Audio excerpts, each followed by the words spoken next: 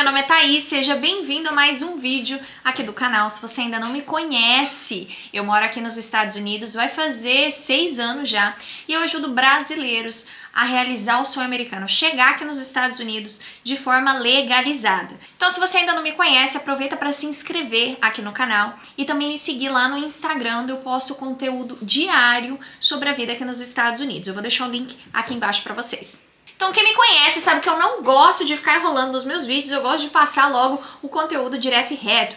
Nesse vídeo aqui, nós vamos falar sobre como você conseguir morar nos Estados Unidos sem ter o Green Card. Então essa é uma opção para aquelas pessoas que não têm o Green Card ou que ainda até estão no Brasil e querem ter a oportunidade de morar de forma legal nos Estados Unidos. Para eu falar aqui desse vídeo, para eu explicar esse tema aqui hoje, eu vou usar o exemplo da minha mentorada, Ana Carol, tá? Então eu vou usar o exemplo dela para a gente discutir um pouco desse tema aqui nesse vídeo de hoje. Então vamos lá, a Ana Carol, que é a minha mentorada, ela tem um irmão que mora na Califórnia. Então o irmão dela mora na Califórnia há muitos anos e ela estava no Brasil. Ela, marido e 2 filhos.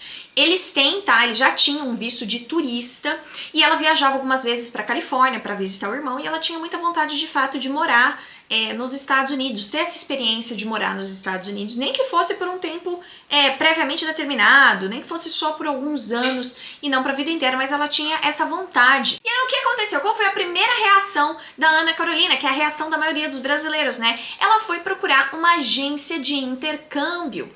E aí quando ela chegou nessa agência de intercâmbio, o que aconteceu? Qual foi a proposta, a solução que a agência passou para ela? Falou assim, ó Ana, você pode ir como um visto de estudante, né, para você conseguir ficar um tempo maior, então você vai como F1 estudante, o seu marido vai como F1 estudante, então, veja bem, o custo seria em 2, o custo seria duplicado. E aí vocês conseguem levar os 2 filhos de vocês junto e passar um tempo maior nos Estados Unidos.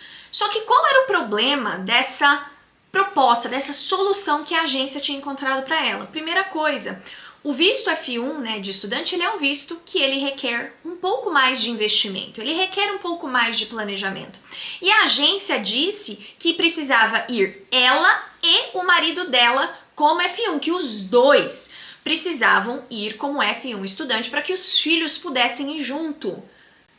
Presta atenção nisso, gente. Em nenhum momento a agência mencionou que ela poderia ir como F1 e que o marido e os 2 filhos poderiam ir como F2 dependente. Em nenhum momento eles falaram sobre isso para ela. E o porquê que eles não falaram? Porque para a agência é muito mais vantajoso 2 pessoas indo como F1, certo? Eles ganham muito mais dinheiro do que uma pessoa só indo no F1 e todo o restante indo no F2 dependente. Se você não faz ideia sobre o que é o visto F2 de dependente, então se inscreve aqui no canal que eu vou fazer um vídeo completinho só explicando sobre ele. Olha que beleza. O carro nunca pita. Tô gravando, vai apitar. É assim, ela é demais. Então foi isso que aconteceu com a Ana. Ela queria vir para os Estados Unidos, a agência deu essa proposta, então ó, vocês 2, você e seu marido vêm como F1 de estudante, vocês podem trazer os filhos de vocês e é assim que vocês vão conseguir morar aqui nos Estados Unidos enquanto vocês estiverem estudando. Mas como eu falei, gente, essa proposta só era boa para a agência, não estava realmente solucionando o problema da Ana, que a Ana realmente queria vir, mas primeiro que os 2 com F1 seria muito caro, segundo que naquele momento ela ainda não estava preparada para aplicar para um F1 de estudante. E o mais interessante de tudo isso é que a Ana, ela não tinha uma vida ruim no Brasil. Ela tinha uma vida confortável, ela tinha casa, tinha carro no nome dela, eles tinham uma vida financeira estável. Só o que faltava? O que falta para muitos brasileiros, o que faltava para mim também, quando eu ainda estava no Brasil, o que faltava para Ana Carol e o que eu tenho certeza que também falta para você que está no Brasil, que é segurança, que é uma educação pública de qualidade, que é você conseguir realmente fazer o uso do seu dinheiro, você trabalhar o mês inteiro e não viver pagando o boleto, né? Você conseguir pegar o seu salário e realizar um sonho, que seja uma viagem, que seja comprar um carro, que seja comprar um iPhone. E são pontos que mesmo que a Ana tivesse uma vida financeira estável no Brasil, ela ainda não estava satisfeita, ela ainda não se sentia naquele sentimento de estou completa. Então, foi por isso que ela queria realmente ter essa experiência e vir morar um tempo nos Estados Unidos, perto do irmão na Califórnia. Mas aí o que aconteceu? A Ana virou minha mentorada. E aí, qual foi a estratégia que nós usamos para ela, né? Dentro de todas as possibilidades apresentadas lá na mentoria, qual que foi a estratégia que ela optou que coube mais, tanto na realidade dela, no orçamento dela. Uma coisa importante da gente entender quando a gente fala de processo de jornada americana, de processo de imigração, é que não existe uma fórmula de bolo, né? O que é bom para mim, talvez não é bom para Ana, talvez não é bom para o João. Cada processo é um processo. Cada realidade, cada pessoa tem a sua realidade, tem a sua situação financeira, tem as suas condições de vida. Então, o processo de intercâmbio, né, você fazer um intercâmbio, você mudar para outro país, todo esse processo, ele precisa ser um processo personalizado para você, para suas necessidades. Ele precisa se encaixar na sua realidade. E aí foi isso que a Ana fez. Dentro de tudo que ela conheceu, de tudo que foi apresentado, qual foi a estratégia que funcionou super bem para ela? Então, ela veio com visto de turista. E aí ela fez o que a gente chama de troca de status. Então ela mudou do B2, aqui dentro dos Estados Unidos, para o F1, sendo que ela foi como F1 e o marido e os 2 filhos como F2. Qual que é o bacana dessa estratégia? Que atendeu muito mais a necessidade da Ana do que uma agência de intercâmbio, por exemplo, tá? Primeiro que é como eu expliquei para vocês. A agência de intercâmbio, qual é o objetivo da agência de intercâmbio? É que você escolha algum dos programas que eles tenham disponíveis. Então você precisa se adaptar àquilo que eles têm disponíveis, certo? Quando a gente fala de um processo onde você desenha a sua própria estratégia, né, a sua própria jornada americana, eu gosto de chamar dessa forma, o que acontece? Você personaliza toda a jornada para aquilo que se encaixa mais na sua realidade. Foi exatamente o que a Ana fez. Primeiro que ir como F1, só um deles como agência já seria bem mais caro, tá? Do que fazer todo o processo sozinha. Segundo que irem os 2 como F1 pela agência sairia absurdamente caro. E aí, como ela já tinha o visto B2, ela não precisou gastar nenhum dinheiro. Por quê? Porque ela já tinha o visto B2 em mãos.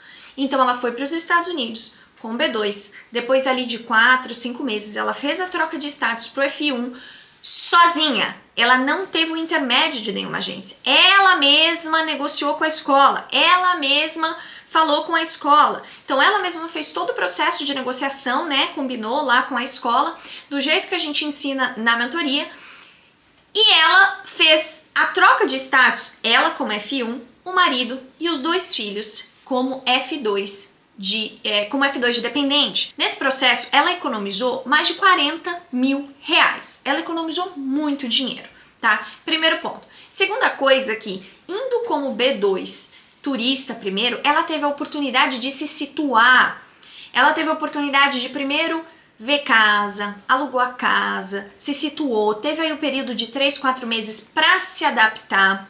Depois que ela se preocupou em fazer troca de status, fechar com uma escola, de fato começar a estudar, ela não precisou já chegar nos Estados Unidos, sabe aquela coisa, você pisa nos Estados Unidos, você já tem que estudar, você já tem que ir pra escola, e aí nessa correria, enquanto você tá indo pra escola todo dia, você tem que achar um lugar pra morar, você tem que, talvez, ver se você precisa de um carro, enfim, é muita coisa. Então ela teve esse período de transição, que funcionou perfeitamente na situação dela. E olha que bacana, agora ela tá como F1, o marido como F2, os 2 filhos como F2, estudando em escola pública aqui nos Estados Unidos, gratuitamente, aprendendo inglês como uma segunda língua, então uma educação de extrema qualidade. Aprendendo inglês como uma segunda língua, né? Lá no Brasil, uma escola bilíngue é caríssima, 2 mil, acho que 3 mil reais por mês, por criança. Aqui os filhos dela têm acesso à educação gratuita, os 2, gratuita, pela escola pública e aprendendo inglês como uma segunda língua. Além dela, também está tendo a oportunidade de estudar e o marido de acompanhar. Então, nesse vídeo, eu quis trazer a experiência da Ana Carolina para mostrar para vocês que é possível sim. Primeiro, passar um tempo aqui nos Estados Unidos, vir para os Estados Unidos, fazer intercâmbio para os Estados Unidos, ou morar nos Estados Unidos, seja a forma como você quer chamar, sem precisar de uma agência. É possível você estudar em diversas universidades, escolas, college, para aprender inglês, para fazer uma universidade, para fazer uma pós-graduação, sem precisar de uma agência. E segundo, é possível sim você morar nos Estados Unidos, mesmo que seja por um tempo determinado, 5 anos, 6 anos, sem precisar de uma agência e sem ter um green card. Você já escutou falar em troca e extensão de status? Então coloca aqui embaixo pra mim nos comentários o que você aprendeu de novo com esse vídeo. Se você ainda não me segue no Instagram, corre lá, me segue, porque lá eu posto todo dia conteúdo sobre a vida aqui nos Estados Unidos.